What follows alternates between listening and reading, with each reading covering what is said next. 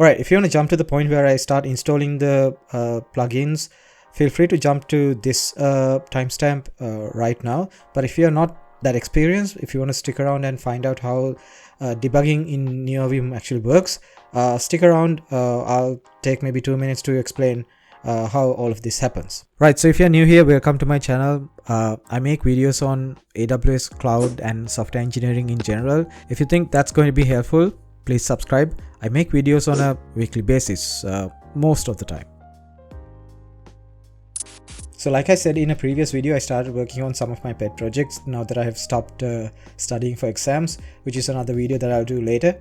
And I wanted to fix a bug on one of the pet projects, and I thought maybe I'll try out using a debugger in Neovim. I've been using Neovim for about 4 years as the primary editor, primary code editor. I used Vim initially, but I wanted to switch to Neovim mostly because of performance issues that I came across, especially when using Vim inside of WSL2. One of the features that I kept missing from my previous work in more established IDEs, let's say more mainstream IDEs, was the ability to remote debug or connect to a remote debug session and then go through the code as I needed. So remote debugging is one of the approaches that you can use to debug code. One of the most useful and most ubiquitous approach is to just use print statements, and that's available for every language, every editor, every approach that you use to write code basically. But sometimes there could be some cases where remote debugging could be actually useful. Now, one of the cases that I found remote debugging useful was if you're working with a large platformed product, or if you're working with a product with a large platform and you didn't have the time or the energy to compile the entire product and then test the changes that you did, and then after about an hour or two of that cycle you find out that you didn't do the thing correctly, so you have to go back, redo the changes, compile again, run the product again. So remote debugging can be useful along with some level of code decompiling if you have a large platform product to work with. Now, before I start, a description about my setup. I'm using Neovim version 0.10 or close to something like that. So I'm using plain Neovim. I'm just downloading the source code and then compiling at a certain release target, and I'm not using one of those flavors that are distributed with opinionated ways of doing things. So the setup I have is Neovim, plain Neovim, and Packer as the plugin manager, and then I maintain my own configuration based on Lua. Another detail is I'm going to use Rust as the demo language, but this is applicable to any type of language that this plugin is compatible with. So how this happens is really interesting. There is something called Debug Adapter Protocol. Now, think of Debug Adapter Protocol as a way to adapt different types of debuggers and runtimes into different IDs with a common runtime, let's say a common protocol, so that you don't really have to build debuggers and runtimes and IDE plugins for different IDs every time a language changes. So this is helpful for the language developers as well as the users, because you don't need to go and find specific debuggers for your specific IDE. So Debug Adapter Protocol basically works like this. You have the usual, like the existing debuggers and runtimes, and also you could have new debuggers and runtimes that are written to be compatible with the existing Debug Adapter Protocol. And the adapter protocol implementation is basically a way to adapt this existing runtimes and debuggers into the Debug Adapter Protocol compatible state. So you could have, for a given editor, you could have a Debug Adapter Protocol implementation. So let's call this DAP implementation, so that this knows how to talk to the adapter, and the adapter is able to translate those calls into the specific debugger runtimes. So this is how debugging is done in Neovim. Basically, it's like language server protocol, but for debugging in short. And there's an additional advantage of using Debug Adapter Protocol here, because for certain languages like C, C++, and Rust, you can use different debuggers basically based on their advantages. Like certain debuggers are faster, so depending on your situation you can switch debuggers and you don't have to change anything other than the basic config. for the adapter. That's it. So let's get started. We are going to use a plugin as the Debug Adapter Protocol implementation for Neovim, and then we are going to install an adapter plus a debugger runtime for Rust. And sometimes for some languages this can be the same, so you don't really have to have a separate debugger runtime. You could have a Debug Adapter Protocol implementation for that given language, so sometimes this part will not be there. But for our case, we are going to use a single distribution of a VS Code plugin for both the adapter and the debug runtime. So like I said before, I'm using Packer as the plugin manager for Neovim. So let me just go in and install nvim-dap, which is the dap implementation for Neovim.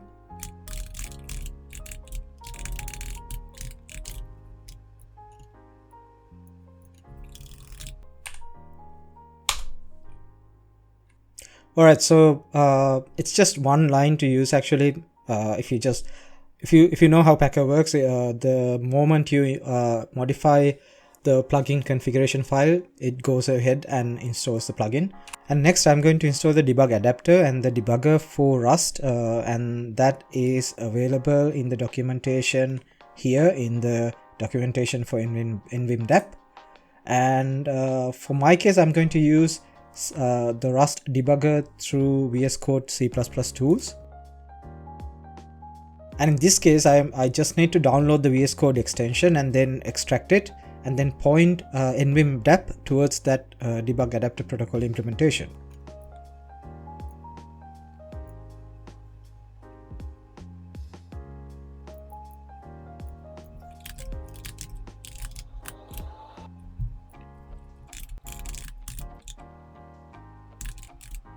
So I've downloaded the VS Code plugin and I've unzipped it to a location that I can use.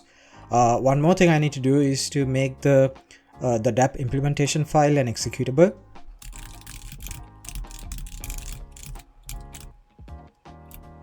So that's it. What I'm going to do now is to go and configure nvim-dap so that it knows how to use this adapter for Rust. I'm going to go into init Lua because that's where I usually configure the plugin after that is installed. But this could be any place that you have your plugin configuration initialization.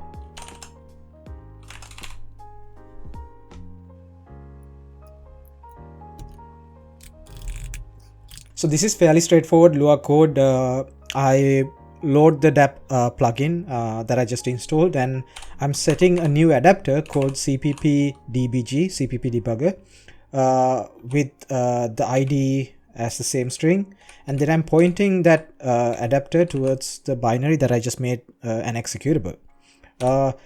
For different languages this could be different, the way you configure the adapter could be different, but there is enough documentation on nvim-dap GitHub repository for you to follow through. It's one of the most extensively documented repositories that I've seen in recent history. So if you have other languages that you want to include into this workflow, you just need to go here and follow the same steps as I did for Rust. Okay, now that we have the adapter configured, we just need to tell nvim-dap that we need to use this adapter for any file that is basically using the Rust language. So I'm going to include two generic configuration steps here. Again, this is fairly straightforward Lua. I'm just adding a new entry to the configurations map, or in Lua it's called a table, I think, so that it knows to pick these two configuration options when I launch the debugging action on a Rust file. This is basically the sample code that I copied from the documentation from the earlier page that I visited for the Rust debugging use case. Right, now that we have installed and configured the nvim-dap plugin, I'm going to take the next step where I'm going to map a few key bindings to the frequent actions that I'm going to perform with nvim-dap. So for that, I'm going to add a few lines to the file that I have key mappings configured. It could be any file for you based on your configuration, but for me, I have a separate file for key mappings called mappings. And I'm going to add a set of bindings at the end of the file that makes it easier for me to launch the debugging process and then go through certain debug actions easily. Alright, so these actions are the usual stuff that you would do if you are familiar with the workflow. The more established IDEs usually have. You would set breakpoints, you would start a debugging process, and then you would continue. You would step into functions, you would step out of functions. So all of these actions are available in nvim-dap. I'm just mapping a few key bindings so that it makes it easier for me to perform them. Alright, so most of the steps are done. We are almost there, but I'm going to introduce another plugin that makes the developer life easier. Now, one of the key features in those established IDEs is the ability to look at the variable values, look at maybe register values, look at how memory works at certain points in the code. So we can have that functionality in Neovim as well, but we are going to use another plugin called nvim-dap-ui. So I'm going to go back into the Packer configuration, install that plugin, and then add a few lines so that that plugin setup action is configured.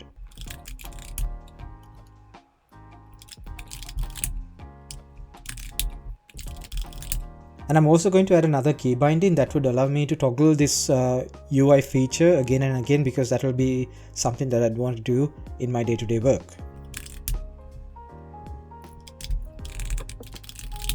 Alright, so we are almost done. Let's go into sample code and see what the typical workflow is with this set of plugins.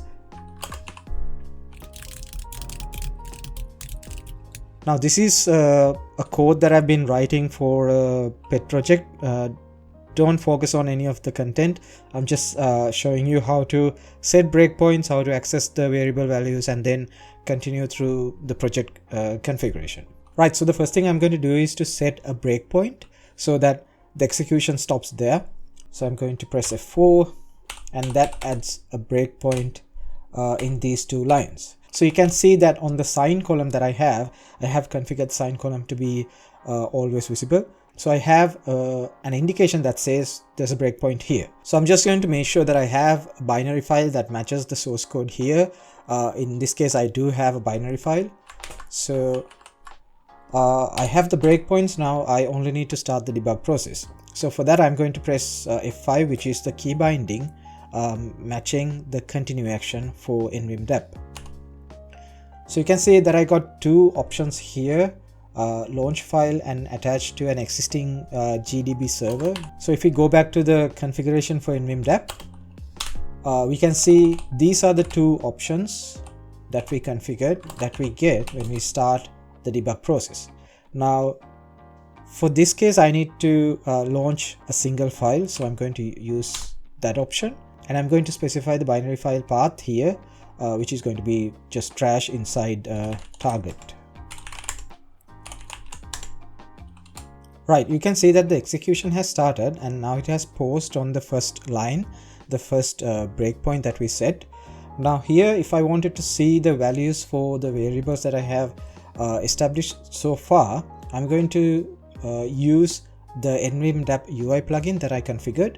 So for that, I'm going to toggle the UI, and on the left you can see that it shows me the contents of the arguments or args variable. In this case, I haven't provided any arguments, so the size of that vector is 0. But this is basically it. You can even see the register values in the CPU. There are thread views and other views that could be helpful for a debug session. So I'm going to step into this function called parse args. So for that, I'm going to use F11. And I'm inside the function now. So if I wanted to step through the steps, this is basically it, but I'm going to continue. And it has again paused on the next breakpoint that I set, in which in this case is just exiting because I didn't provide any arguments. And that's it. That's basically a normal debug process when you're using nvim-dap and nvim-dap-ui. Alright, so there are a few things that I want to improve in this scenario. Now first one is a visual cue that I would like to have. Now you can see that the sign that I get for a breakpoint is just B. I want to change that so that it reflects something more visually attractive.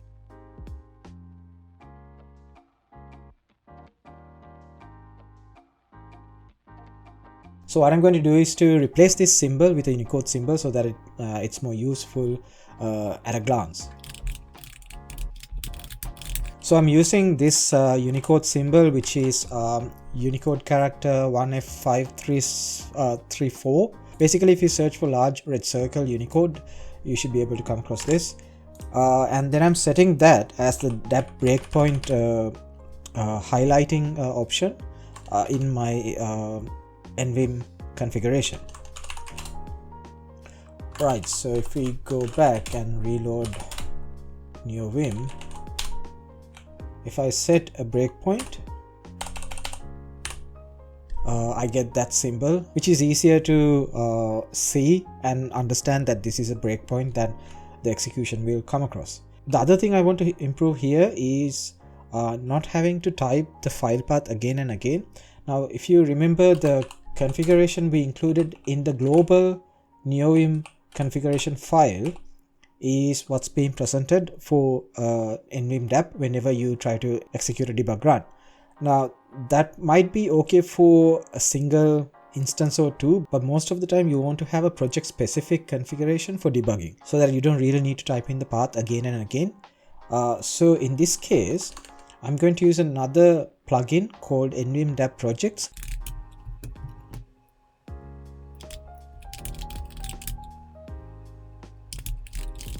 Basically just calling this function called search project config.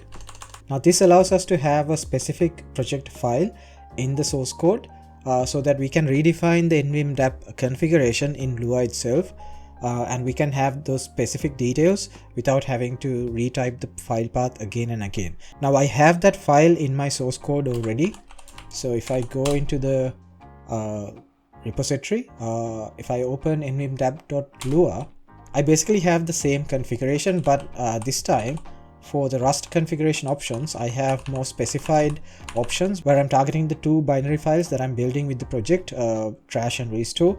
And if I open the source code and set some breakpoints like before, and then start the debug configuration, you can see that now it shows me two options that I have specified as project specific configurations. So I could just go for option 1, and then the process is the same as before.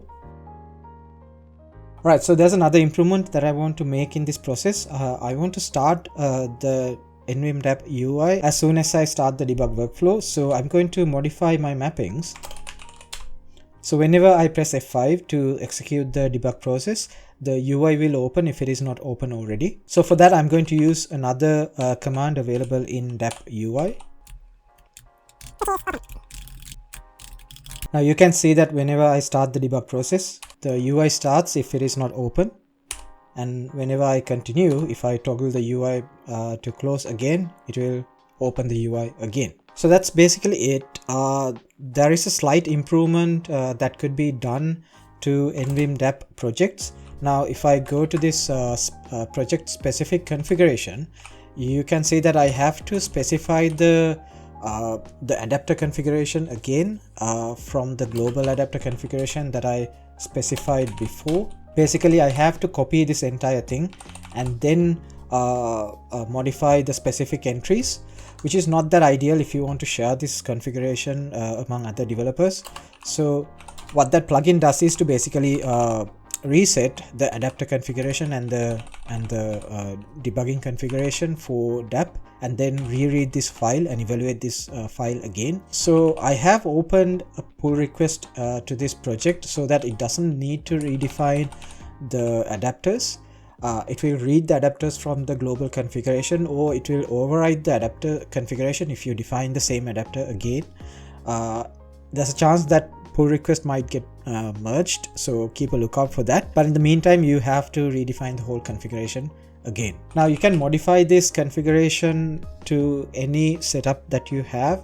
I have not followed any opinionated ways of doing things. This is just basic Neovim configuration, and overall the installation and the configuration was easier and straightforward than I expected. If you want to add other languages, the configuration options are documented in the repository. So I hope this was useful to you. If it was, don't forget to like the video. and also add a comment on what you thought about the process, and also don't forget to subscribe if you haven't already. That interaction helps the channel a lot. But for now, that's me. Thank you so much for watching. I'll see you next week.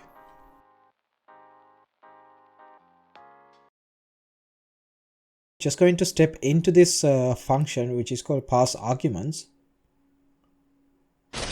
Dann tritt für mich ein, so wie ich das nicht